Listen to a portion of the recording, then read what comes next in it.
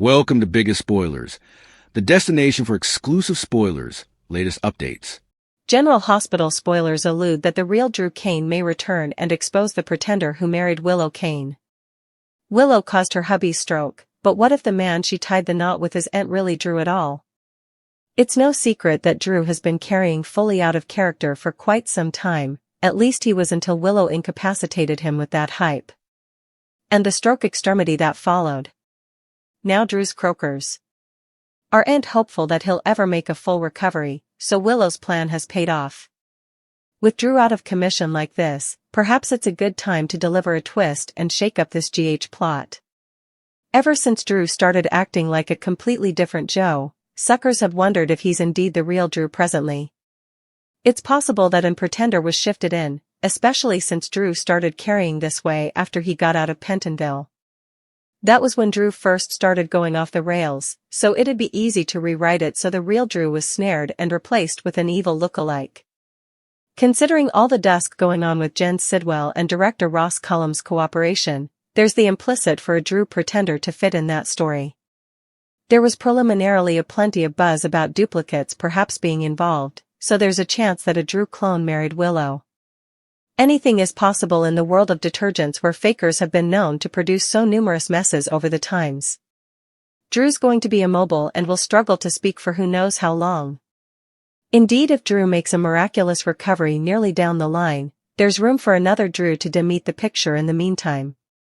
It could bring questions that imposter Drew can't answer in his current state and force the returning Drew to prove he's the real deal.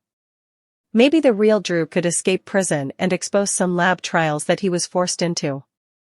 Whatever the case, General Hospital spoilers say there are bound to be further Drew curveballs, so stick with us for updates on all the jaw-dropping news ahead. General Hospital spoilers and updates for Tuesday, January 27 reveal Emma Scorpio Drake and Gio Palmieri met with Tracy Quartermaine. Plus, Carly Spencer caught up with Lulu Spencer and Charlotte Cassadine and Jocelyn Jack's shocked brick. Emma went with Gio to the Quartermaine house to see Tracy, who gave her great-grandson a oil of road musicians that Edward Quartermaine had bought in the Bahamas. When Emma asked to see it, Tracy said it was still among the heritages stolen by Drew Kane, but the court order was delayed because of his stroke. Since his house would be empty that night, the carriers were set to pick them up with a key she had made during one of Scout Kane's visits with Monica Quartermaine. Unfortunately, Tracy got a call from the carriers saying they were canceling because of the snowstorm. When she said she'd get the boxes herself, Gio and Emma offered to help. They went home to change and agreed to meet Tracy at Drew's Latterly. Carly caught up with Lulu and Charlotte at the Metro Court. Carly decided to leave Jack Brennan staying in the hallway while she went to reconnect with Lulu and Charlotte. During her absence, Jack took the occasion to reach out to Nina Reeves, inviting her to join him at the eatery. Meanwhile, as Lulu was engaged in a phone discussion, Charlotte turned to Carly with a suggestion. She asked if they could concoct a presumptive reason for her to visit Carly's house, which would allow her to see her father formerly more. Still, Carly expressed her enterprises, believing that indeed with a well-drafted reason, it would inescapably arouse dubitation. Charlotte wanted to help her dad. Charlotte suffed, wishing she could help her pater. When she mentioned Jen Sidwell as a trouble, Carly advised her to avoid him, saying staying safe was the stylish way to help her father. When Lulu returned, she said that due to the storm, Dante Falconeri had to pull Charlotte's police companion for exigency requirements. Charlotte wanted to check on her steed before the storm worsened, but Lulu was concerned about time and decided to get takeout so they could leave before the roads got bad. With a huff, Charlotte said she was going to the bathroom. Nina met with Jack, and Charlotte overheard as Nina came down from her office. She encountered Jack in the hallway. He told her to find Charlotte alone and prise information about Valentine Cassadine. Jack expressed his confidence that Nina could get Charlotte to open up. This reminded Nina of their lunch at Café Sherry, where Charlotte mentioned that Valentine had communicated her. Nina suffed, stating that she had formerly tried and failed to get information from Charlotte. Jack claimed she make another attempt, hanging to bring back the substantiation against Willow Kane. He advised that if the business camera footage was made public, it would show that Willow should have been condemned. Reluctantly, Nina agreed to talk to Charlotte, latterly ignorant that Charlotte was wiretapping from behind the wall, Jack met with Carly latterly. Jack met up with Carly, who told him about her argument with Britt Westbourne at Bobby's the former day. She expressed her belief that Britt had used her as a reason to end affairs with Jason Morgan. Carly, who didn't like Britt, stated that Jason merited better, and looked at Jack, saying, I mean, who wants to be in a relationship with someone when they lie to your face about who they are and what they want? Also, Jack invited Carly to stay with him in his room during the blizzard, but she turned him down, saying she demanded to go home to relieve Donna Corinthos' sitter. He suffed, noting it had been a long time since they had some time alone together. Nina asked Lulu about taking Charlotte to the museum and said up Charlotte left the hotel. Meanwhile, Nina asked Lulu if she could take Charlotte to the Rice Modern Gallery. Lulu agreed they could ask Charlotte when she got back from the bathroom, but also she realized her son had been gone for a while. After checking the ladies' room and chancing it empty, and with Charlotte not answering her phone, a upset Lulu told Carly she couldn't find Charlotte and stressed that Valentine had taken her. When Carly learned from the gatekeeper that Charlotte had left through the lobby on her own, Jack asked Lulu to recall their last discussion. Flashing back that she had said no to checking on Butterscotch the steed, Lulu concluded that Charlotte must have gone to the stables. Jocelyn shocked Brick. Joss invited Brick to her apartment and shocked him by asking how to cut off power to all of Ladle Island. She claimed it was for a theoretical academy design. She explained that with the snowstorm approaching, Ladle Island could serve as a case study for her environmental wisdom major to examine vulnerable structure during a natural disaster. Since the islet was connected to the main grid, Brick said the router would need to be turned off. But she'd bear proper security concurrence to pierce the chart for the correct router. After thanking him for his help, Brick narrowed his eyes at her but remained silent after. Joss visited the grid station and prepared an explosive. Jason and Sunny discussed Britt and her dilemma to uncover the verity about Britt's connection to Sidwell. Jason decided to cover her. He informed Sunny Corinthos that Britt had been under Sidwell's control since arriving at the Five Poppies, working on the design in exchange for her Huntington's drug. Jason suspected that Sidwell and his platoon wanted to keep him down from asking questions, but Sunny questioned whether Britt was simply manipulating him. Jason maintained that Britt authentically appeared alarmed by her situation. Nonetheless, Sunny noted that Britt had a strong instinct for tone preservation and believed it was unwise for Jason to anticipate her to be honest. Brick arrived to meet with Sunny and Jason. Brick arrived and told them he'd heard from a source that the person who tried to kill Sunny Dudley last time was within the WSB. When Sunny inquired if Jack Brennan was the bone who tried to take his life, Brick mentioned he didn't have a name from his source yet, but the information suggested Jack wasn't involved. After Brick left, Jason asked Sunny if he truly believed Brennan was responsible. Sunny answered that Jack was able, but that would mean he'd been lying to Carly each on. Jason remarked that Jack had no issue keeping secrets from Carly. Also, as Jason went out to find Britt, Sunny advised him to be conservative, and Jason comforted him that he was alert. Lucas was surprised to find Britt at Windmere. Lucas Jones came home from work to find Britt and Marco Rios in an argument. Britt claimed she had accepted Sidwell's offer to be his concierge croaker. Now that her medical license was reinstated, and Marco was feeling bad. Lucas, suspicious, asked why Marco didn't seek his care, to which Marco replied he didn't want to exploit their relationship. Britt complained about having traveled all the way to Ladle Island and still anticipated payment for her visit when Jens and Ava Jerome arrived home. Continuing the deception, Marco said he'd asked Britt for a house call because he felt run down, and Ava questioned the need for a concierge croaker, since her whoreson lived at Windmere. Ava talked to Lucas. Britt also took Marco down for his test, leaving Lucas confused. Noticing her whoreson's upset look, Ava asked Lucas if Commodity was wrong. He admitted that Britt wasn't his favorite person and it bothered him to see her with his swain Ava aloud. Britt's explanation was reasonable, but Lucas felt Commodity was out. To shift the content, Jens mentioned he'd seen Carly and extended an open assignation for her to visit anytime. When Lucas asked why he did that, Jens explained that Marco felt shamefaced about the rift between Lucas and his family and wanted to help mend their relationship. "I don't suppose you realize the position of chaos you just invited into your home," Lucas soughed. Jens wanted Britt to stay at Windmere. When Britt and Marco got back to the living room, she said he was fine, and Marco allowed. He might have overreacted. But when Britt tried to leave, Jens stopped her, saying the snow had started and suggested she stay at Windmere. Lucas said she could return to the landmass if she left now, so Jens agreed and took her to the foyer. Formerly alone, he told her to work in the lab, but Britt said she intended to until she saw the poor safety measures. That's what she was telling Marco when Lucas arrived, she rumored angrily.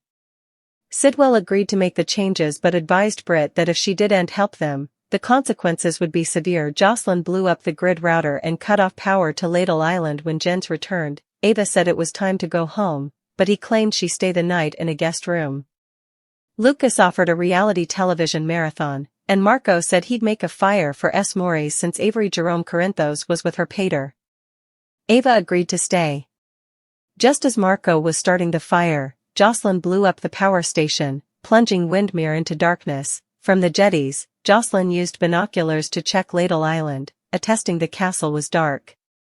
With the whole islet out of power, Jens told Lucas, Marco, and Ava that the creator could only power many apartments and suggested they go to the landmass. Before leaving, Marco asked his pater if it was safe to leave their other guest, Anna Devane, alone, and Jen said she wouldn't be by herself. Anna argued with Faison's voice in her diggings. Anna was marking her intern date on the wall when Caesar Faison's voice came through the speaker, saying they would soon be together. When she called for him to show up, Faison said he was nearly recovered and wanted to keep their reunion a surprise. He congratulated Anna for realizing he was behind the Five Poppies operation and the return of his children. When Anna asked if Peter August had really come to see her the day ahead, Faison teased, "What do you suppose, Anna?" She lamented that everyone allowed. She was crazy for believing Faison was alive and wished she had trusted her instincts. Faison comes to Anna, but when Faison said she had missed him, Anna yelled that she abominated him, calling his cruel nature a curse on her life, and wrangle on the window. Faison questioned why she hadn't killed him, given her chances, and Anna said she had shown him mercy, which was a mistake. "You'll no way escape me, I'm your soulmate," Faison declared. As they continued their exchange, with him saying Robert Scorpio had made her suppress her true tone and he'd free her, the lights began to flitter. Also, the room went dark, and Anna's door opened, revealing a man with white hair like Faison's. Port Charles had always been a city defined by turbulence, storms in the weather, storms in the hearts of its citizens, storms that tore apart families and rebuilt them anew. Yet, nothing could compare to the kind of tempest that brewed not in the clouds but in the very souls of those who lived along the waterways and in the shadows of sprawling estates. This was a storm of betrayal, secrets, and dark truths that refused to stay buried. The mystery of Drew Kane. The whispers had started months ago. Drew Kane, the man everyone thought they knew, had become unrecognizable.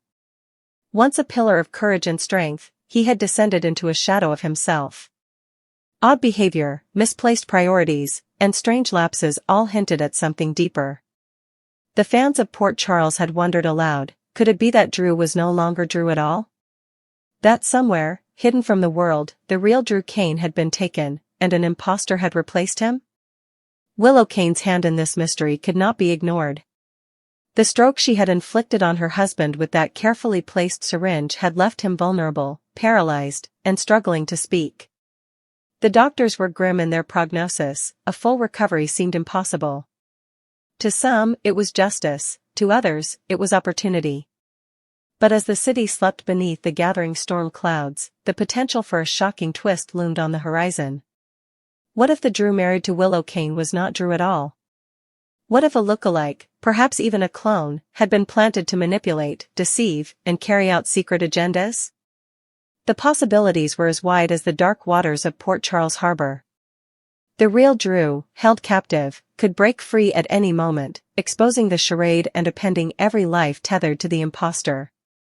And the imposter, trapped in his own web of lies and unable to answer for past decisions, would face the truth head-on, confronted by a man who bore his face but not his mind.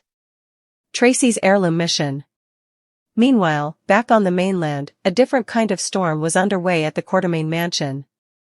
Tracy Quartermaine, ever the matriarch, had meticulously reviewed her collection of family heirlooms, treasures stolen by Drew Kane and now stranded because of the stroke that rendered him incapacitated.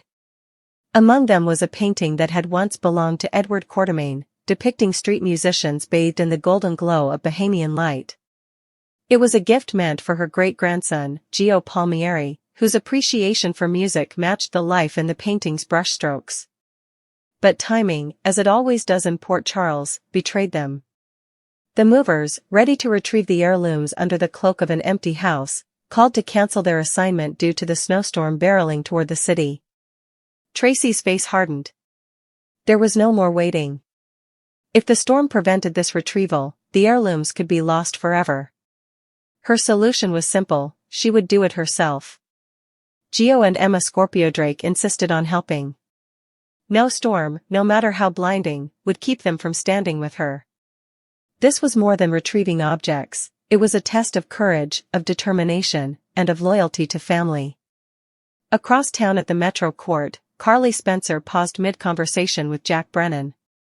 The blizzard outside had begun to curl tendrils of snow around the streetlights, painting the city in a white haze.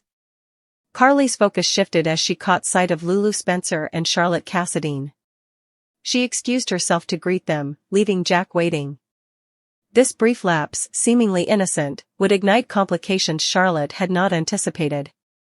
As Lulu spoke on the phone, Charlotte leaned closer to Carly, whispering her wish to find a way to see her father, Valentine Cassadine, without raising suspicion. Carly, cautious, urged her to resist.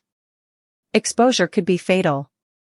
Yet Charlotte's desire to protect her family, to witness them unharmed, pressed on her like the cold wind outside the hotel walls. When Lulu returned, she revealed that the storm had forced Dante Falconeri to pull Charlotte's police escort. Emergency resources were scarce, and safety had to be weighed against loyalty.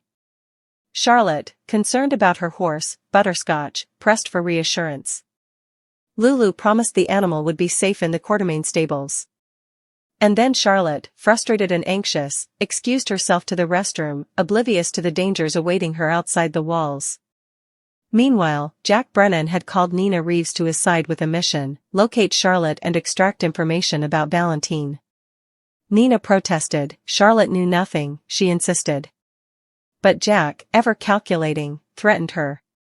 Evidence against Willow Kane could resurface, incriminating her in a court of public opinion, and strengthening Michael Corinthos' custody leverage. Reluctantly, Nina agreed, planning to approach Charlotte later. Unbeknownst to both, Charlotte had overheard the entire exchange, her innocence shadowed by the threat of betrayal. At Sonny Corinthos' residence, tension simmered. Jason Morgan watched Britt Westbourne carefully, wary of Sidwell's influence over her. Britt, reliant on medication to manage her Huntington's disease, was under a shadow of coercion. Sonny feared she might be manipulating Jason rather than the other way around. When Brick arrived with news of the WSB's involvement in past attempts on Sonny's life, the web of danger widened. Jack Brennan's name came up, yet Brick's sources suggested someone else entirely. The storm outside mirrored the uncertainty inside the room. Trust was fragile, and danger lurked behind every face. At Windermere, the house felt like a fortress shrouded in snow. Britt, ostensibly a concierge doctor for Marco Rios, moved with professional detachment. Lucas Jones, ever skeptical, questioned her motives. Marco's health, the snowstorm, Ava Jerome's presence, and Sidwell's subtle insistence all collided in a tangle of lies and half-truths. Sidwell's intentions were clear: Britt must stay. Her compliance was not optional. The consequences of refusal, subtle yet deadly, weighed on the doctor like the storm clouds above. Jocelyn Jacks, meanwhile, prepared her own storm. At her apartment, she pressed Brick for technical details about cutting power to Spoon Island, cloaking her intent in academic pretense. Brick, wary, provided the information, yet suspicion lingered. When the storm hit its peak, Jocelyn planted her explosive at the grid station. Windermere plunged into darkness. Across the water, the power went out, the island isolated, and the city teetered on the brink of chaos. Anna Devane and Faison. In captivity, Anna Devane faced her own darkness. Caesar Faison's voice echoed, taunting and intimate. He claimed recovery, praised her ingenuity, and hinted at a reunion. Anna's defiance was steadfast. She refused to yield, refused to let the cruel machinations of Faison dictate her existence. And then, as the lights flickered and died, a figure emerged, white-haired, foreboding, and silent. Anna's scream tore through the cell, the storm outside harmonizing with the fury within. Across Port Charles, the storm reshaped the city. Heirlooms reclaimed, secrets uncovered, and power shifted in an instant. Encouraging words bolstered courage, angry threats sharpened resolve. The real and the fake, the loyal and the traitorous, all were baptized in snow, shadows, and fire. Port Charles would awaken to a new reality, nothing would remain the same. The real Drew Kane may yet return, shattering the imposter's fragile world. Britt may reveal her truths. Charlotte's defiance may place her in grave danger. And Anna, ever resilient, would face the embodiment of her torment. This was no ordinary blizzard. It was the baptism of Port Charles, a night of choices, courage, and consequences that would shape lives forever.